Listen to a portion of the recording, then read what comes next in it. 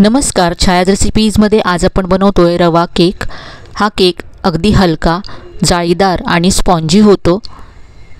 यामध्ये आपण मैदा अजिबात वापरलेला नाही आहे।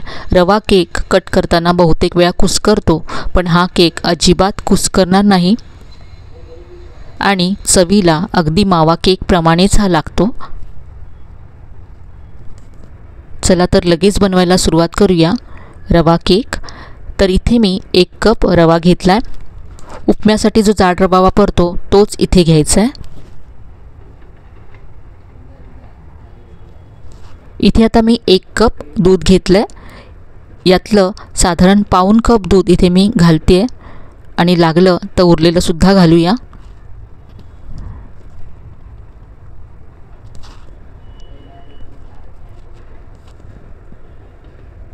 हे मिक्स करून घेतलंय आणि उरलेलं पाव कप दूध सुद्धा इथे मी घातलंय। तर इथे मी सगळं 1 कप दूध इथे वापरलं।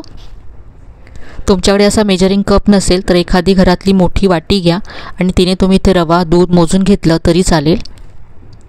रवा दुधामध्ये व्यवस्थित मिक्स करून घेतल्यानंतर आता झाकून आपल्याला कमीत कमी हा 15 ते 20 मिनिटं बाजूला ठेवून द्यायचा आहे, म्हणजे रवा छान फुलेल आणि आपला केक बेक झाल्यानंतर कुस्करणार नाही। तर इथे पहा, रवा छान असा फुलला आहे। आता मिक्सरच्या भांड्यामध्ये हा रवा काढून घ्यायचा आहे।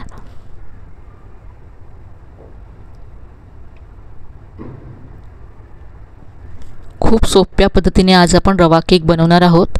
यामध्ये आता अर्धा कप साखर घालायची आहे। याबरोबरच इथे पाव कप मिल्क पावडर घातले। मिल्क पावडर ऑप्शनल आहे, पण मिल्क पावडरमुळे चव खूप छान येते केकची। मिल्क केक प्रमाणे लागतो किंवा मावा केक आपण बनवतो त्याप्रमाणे चव येते। यानंतर इथे पाव कप मी कॉर्नफ्लोअर घालते। तुम्ही याऐवजी गव्हाचं पीठ सुद्धा घालू शकता किंवा तुमच्याकडे जर कस्टर्ड पावडर असेल तर व्हॅनिला फ्लेवरची तुम्ही इथे कस्टर्ड पावडर घातली तरी चालेल। कस्टर्ड पावडर घालत असाल तर तुम्हाला मग यामध्ये पुढे व्हॅनिला इसेन्स घालायची गरज नाही आहे। आता इथे मी आणखी दूध घेतलं। यातलं 2 मोठे चमचे दूध इथे मी घातलं आहे। याबरोबरच यामध्ये मी पाव कप तेल घातलं। कुठलंही स्मेल नसलेलं तेल इथे घालू शकता। इथे मी पाव कप सनफ्लावर ऑइल घातलं आणि हे मिक्सरला फिरवून घेतलं। यानंतर मी यामध्ये 1 चमचा व्हॅनिला इसेन्स घातला आहे। मिक्स करून घेऊया। एका बाउलमध्ये मी हे काढून घेतलं आणि इथे आता यामध्ये मी बेकिंग पावडर घालते। 1 TSP इतकं बेकिंग पावडर घातली आणि पाव चमचा यामध्ये आता बेकिंग सोडा घालायचा आहे। आणि हे करण्याआधीच मी ओव्हन प्रीहीट करण्यासाठी ठेवला आहे। 180 डिग्रीवर आपल्याला ओव्हन प्रीहीट करायचा आहे। बेकिंग पावडर आणि बेकिंग सोडा घातल्यानंतर यावरती अर्धा चमचा आपल्याला लिंबाचा रस घालायचा आहे। यामध्ये आपण काहीच आंबट घातलेलं नाही आहे, म्हणून इथे लिंबाचा रस घातला आणि आपलं जे आपण यामध्ये बेकिंग सोडा आणि बेकिंग पावडर घातलं ते सुद्धा ॲक्टिवेट होण्यासाठी इथे लिंबाचा रस घातला। मिक्स करून घेऊया। व्यवस्थित असं मिक्स करायचं आहे आणि बेकिंग सोडा बेकिंग पावडर घातल्यानंतर आपल्याला हे अगदी फास्ट करायचं आहे। पटकन हे मिक्स करून लगेच आपल्याला बेक करण्यासाठी ठेवायचं आहे। जर तुम्ही टोपात करत असाल तर टोपसुद्धा तुम्हाला आधी प्रीहीट करून घ्यायचं आहे। तुम्ही टोपात किंवा कढईमध्ये किंवा कुकरमध्ये सुद्धा बेक करू शकता केक। कुकरमध्ये जर करत असाल तर शिटी आणि रिंग काढून ठेवायची आहे।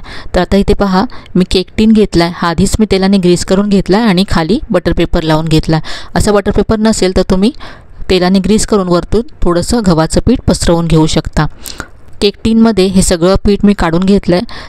केकचं जे हे मिश्रण आहे ते जास्त घट्टसुद्धा नको आहे आणि पातळसुद्धा नको आहे। रिबिन कन्सिस्टन्सीचं आपल्याला पीठ हवं आहे, म्हणजे रिबिनप्रमाणे हे पडायला हवं आहे। तर पीठ जर पातळ किंवा जास्त घट्ट असेल तर त्यामुळे केक आपला व्यवस्थित होणार नाही।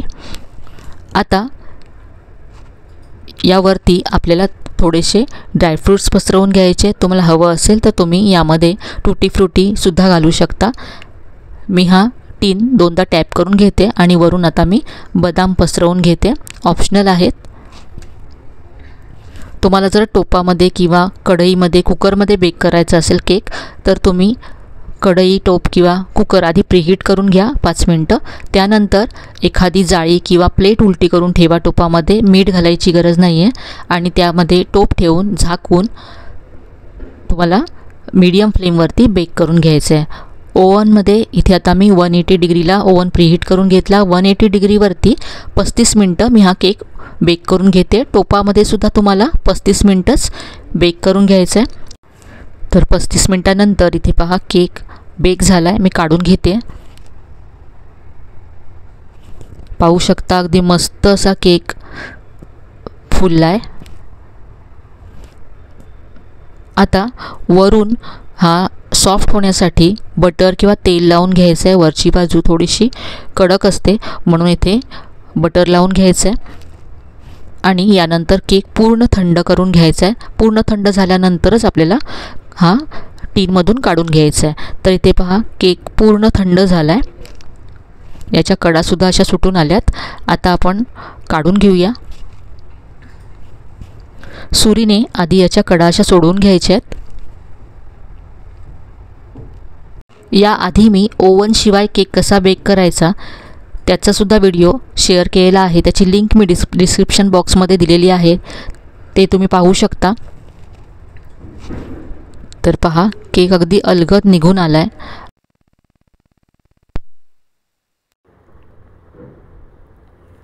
पहा किती मस्त असा केक बेक झाला आहे. सगळीकडून मस्त ब्राऊन रंग आला आहे आणि अगदी हलका झाला आहे, जाळीदार झाला आहे. रव्यापासून बनवलेला असला तरी अजिबात हा कुस्करत नाही आहे. पहा अगदी सॉफ्ट आहे. आणि साहित्याचं अचूक प्रमाण जर तुम्ही घेतलं तर अगदी परफेक्ट असाच तुमचा रवा केक तयार होईल. डिस्क्रिप्शन बॉक्समध्ये सुद्धा साहित्य दिलेलं आहे, ते सुद्धा तुम्ही पाहू शकता. तर इथे पहा मी हा केक कट करून दाखवते. कट करतानाच तुमच्या लक्षात येत असेल की हा किती सॉफ्ट आहे.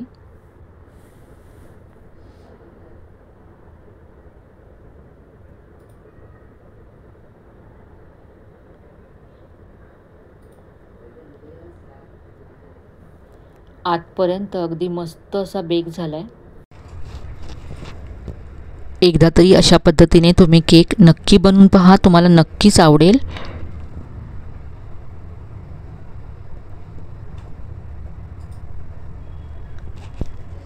तर आजची ही रवा केकची रेसिपी तुम्हाला नक्कीच आवडली असेल. रेसिपी कशी वाटली कमेंटमध्ये कळवायला विसरू नका. रेसिपी आवडली असेल तर व्हिडिओला लाईक करा, शेअर करा. चॅनलला अजून सबस्क्राईब केलं नसेल तर नक्की सबस्क्राईब करा. चला तर मग पुन्हा भेटूया अशा छान छान आणि नवीन नवीन रेसिपीसह. तोपर्यंत धन्यवाद.